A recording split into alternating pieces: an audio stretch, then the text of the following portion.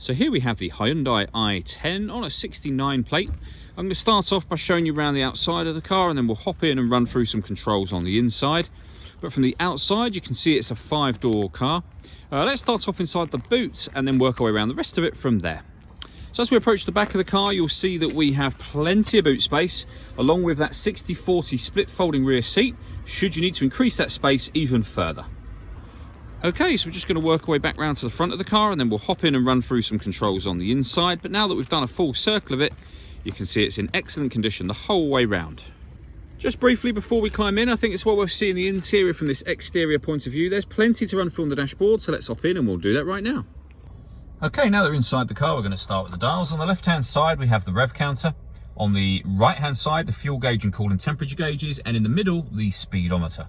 At the bottom of that section, you'll see the total miles for the car, which are 2,518.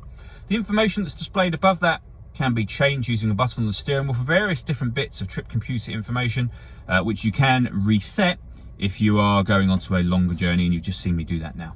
In order that you do that, you just need to use these two buttons here. Over on that side, we've also got cruise control and speed limiter.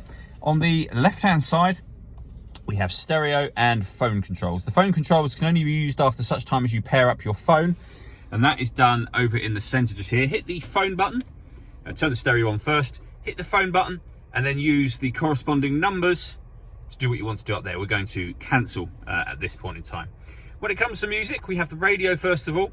We have DAB, FM and AM radio, as you can see. If you want to listen to your own music, just hit the media button. Nothing is connected at the moment, but you can listen to it via an auxiliary device and a USB device. So overall, plenty of ways to listen to your music in this car. Working our way down, we have the air conditioning. So you can adjust the temperature, the fan speed, the direction of the air. That button will turn the air conditioning on and of course off again. We have a rear heated screen over there. And over this side, you can choose whether you want to recirculate the air that's in the car, which is a great way of heating it up or cooling it down quickly depending on the temperature you set over here, or bring in fresh air from outside of the car. Under that, we have a 12-volt charging socket, auxiliary and USB inputs that I mentioned before, and then a 5-speed manual gearbox. All that leaves me to say is thank you for taking the time to watch this video.